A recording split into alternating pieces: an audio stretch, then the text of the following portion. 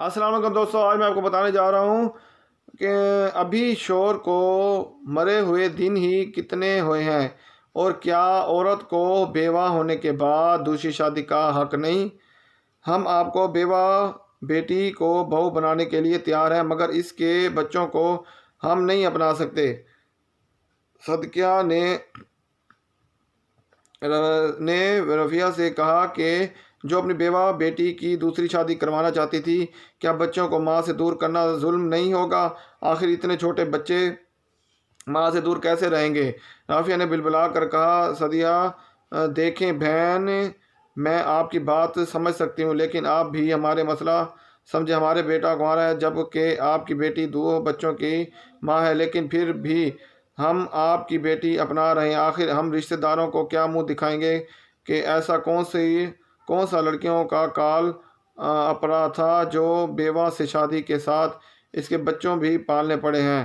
صدیقہ کی بات تلخی صحیح مگر سچ تھی۔ رافیہ جانتی تھی کہ ان کی بیٹی کبھی بھی بچے نانی کے پاس چھوڑ کر دوسری شادی کے لیے تیار نہیں ہوگی، اس لیے وہ اب مایوس ہو گئی تھی۔ رافیہ کے لیے 2 بچے تھے، ایک بیٹا جواد اور ایک بیٹی صبا، جس کی تعلیم مکمل ہوتے ہی انہوں نے شادی کر دی تھی۔ صبا اپنے شوہر احسن کے ساتھ بہت خوش تھی۔ 2 بچوں نے صبا اور احسن کی زندگی مکمل کر دی تھی، مگر جانے کسی کی نظر لگ گئی۔ ایک دن دفتر سے گھر آتے ہوئے احسن کی گاڑی کی ٹکر ایک ٹرک سے ہو گئی اور اس نے موقع پر دم توڑ دیا۔ احسن کے جاتے ہی صبا کی زندگی سے خوشیوں کے تمام رنگ بھی چلے گئے۔ گزرتے وقت کے ساتھ ساتھ صبا نے تو خود کو سنبھال لیا، لیکن حالات تھے کہ کسی طرح سنبھلنے میں نہیں آتے تھے۔ بچوں کی تعلیمی اخراجات، گھر کا خرچہ اور بچوں کی چھوٹی موٹی فرمائش پوری کرنے کے لیے صبا نے نوکری تلاش کرنا شروع کر دی، لیکن بچے اپنی پچھلی زندگی کی آسائش نہیں بھول پا رہے تھے۔ وہ اتنے چھوٹے تھے کہ ان کی زندگی کی باریکیاں سمجھنا ممکن نہیں تھا۔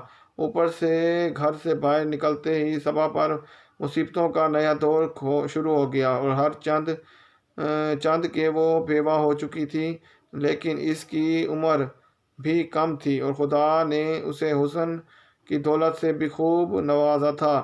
اس لیے جب ہر راہ چلتی نظر نے صبا کا پیچھا کرنا شروع کر دیا تو صبا کی امی نے بیٹی کی دوسری شادی کے لیے کوششیں شروع کر دی، لیکن یہاں صبا نے شرط رکھی دی تھی کہ وہ دوسری شادی اس صورت میں کرے گی جب کوئی مرد اس کے بچوں کو بھی اپنائے گا۔ یہ کہانی صرف صبا کی نہیں بلکہ ہر اس لڑکی کی ہے جو ہمارے معاشرہ میں بیوہ ہو جاتی ہیں۔ یوں تو ہمارے معاشرہ میں بیواؤں کے حقوق کے بہت بدلے دعوے کیے جاتے ہیں۔ ہمارے مذہب میں بھی بیواؤں سے نکاح کا بہت ثواب رکھا گیا ہے، مگر ایک عورت کو بیوہ ہونے کے بعد کن مسائل سے گزرنا پڑتا ہے اور اس کا سدبھاؤ کس طرح کیا جا سکتا ہے، ان کا جائزہ لیتے ہیں۔ مالی پریشانی کوئی نہیں بانٹتا، اگر ایک بیوہ خاتون پر سب سے بڑی مصیبت تب آتی ہے جب اس کے اخراجات اٹھانے والا کوئی نہیں رہتا، بھلے شوہر کے ساتھ اس نے کتنا اچھا وقت دیکھا ہو۔ اس کی دنیا سے جاتے ہی سب بدل جاتا ہے، اور یہ وہ وقت بھی ہوتا ہے جب اپنے ساتھ چھوڑ جاتے ہیں۔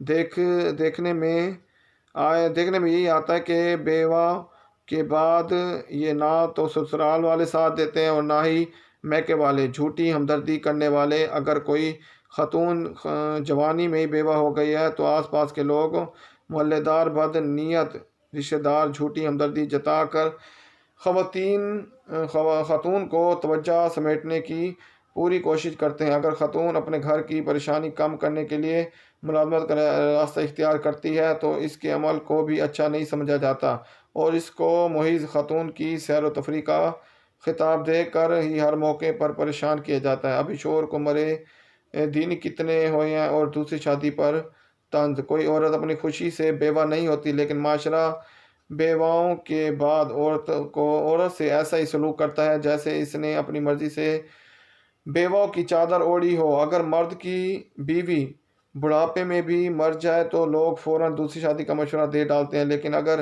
عورت جوانی میں بھی دوسری شادی کرنا چاہے تو طعنے دے کر اس کا جینا دوبھر کر دیتے ہیں۔ اس کے علاوہ اگر خاتون کے بچے بھی ہوں تو بچوں کے ذریعے بھی ماں پر ذہنی دباؤ ڈالا جاتا ہے۔ اسلام بیواؤں خواتینوں کے بارے میں کیا کہتا ہے؟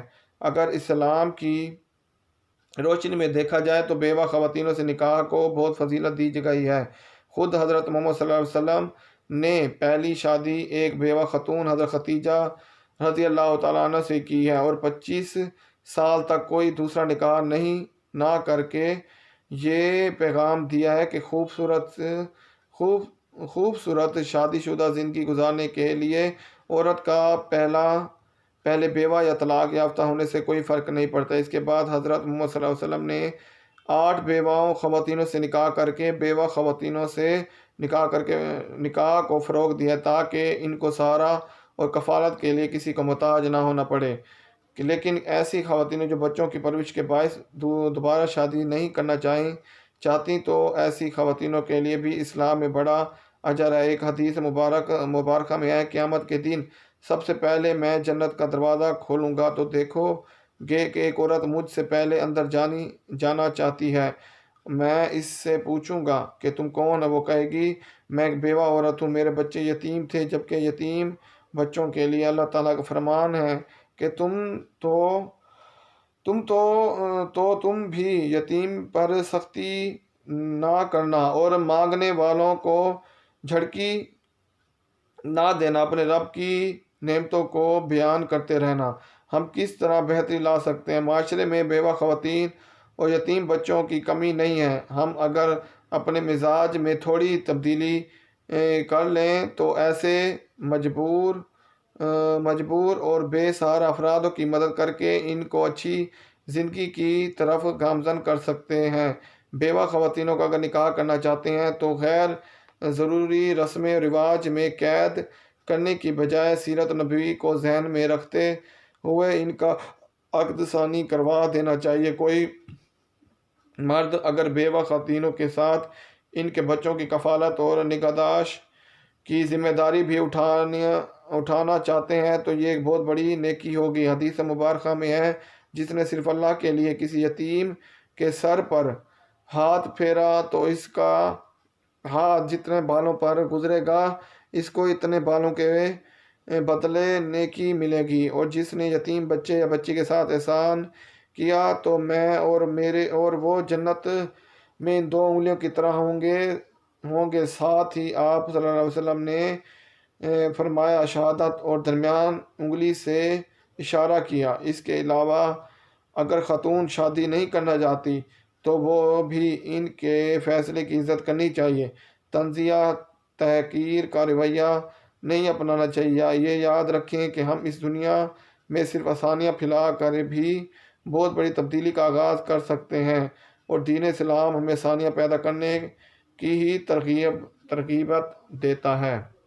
جی ہاں دوستو، آج کی ہماری انٹرسٹ ویڈیو اگر آپ کو پسند آئی، ہماری ویڈیو کو لائک، کمنٹ، شیئر ضرور کریں۔ السلام علیکم۔